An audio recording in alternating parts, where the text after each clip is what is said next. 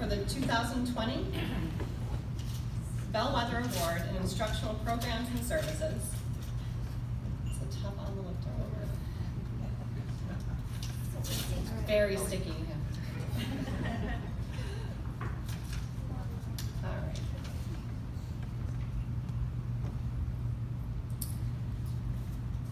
At this college, historically, students struggled to successfully fulfill prerequisite requirements for gateway courses.